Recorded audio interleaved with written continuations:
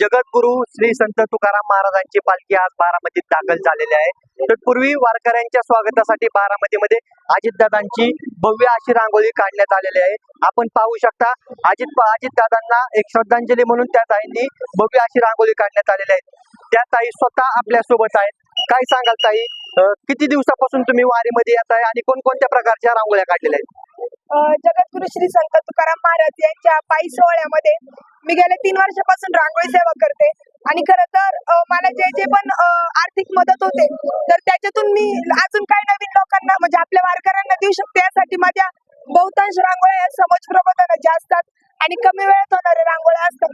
आणि आज बारामतीमध्ये आपले दिवंगत उपमुख्यमंत्री अजितदादा पवार बारामतीत नाहीयेत, परंतु मला जी उणीव भासली ती येणाऱ्या प्रत्येक वारकऱ्याला भासत असेल. याच विचाराने ही रांगोळी मी इथं आल्यानंतर अचानक ठरवली बनवायची. नेमकं कशी कल्पना सुचली की अजितदादांची रांगोळी नेमकी बारामतीमध्ये काढायची? कल्पना हेच की मला इथं आल्या आल्या ती कुठेतरी पोकळी जाणवली, कारण दादांना मी पर्सनली 1-2दा भेटले होते. त्याच्यामुळे दादा खूपच असं त्यांचं विनोदी व्यक्तिमत्व होतं आणि आज त्यांचा इथं आल्यावर सगळे वारकरी भावुक होतात त्यांच्या आठवणींनी. मग त्यांना याच्यामध्ये कुठेही भावपूर्ण श्रद्धांजलीचा संदेश नाही दिलेला.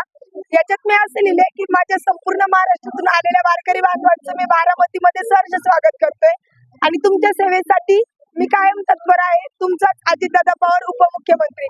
अशा प्रकारची रांगोळी संकल्पना मला इथं आल्या आल्या सुचली आणि ती मी बनवली. साधारणतः किती वेळ गेला या रांगोळी काढायला?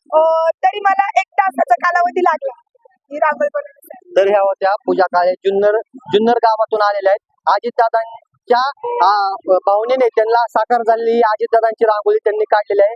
अनेक वारकरी देखील बारामतीमध्ये आलेले आहेत आणि त्यांच्या स्वागतासाठी त्यांनी अजितदादांची ही रांगोळी काढलेली आहे. कॅमेरा पर्सन मी अनिकेत कांबळे, नव महाराष्ट्र न्यूज, बारामती.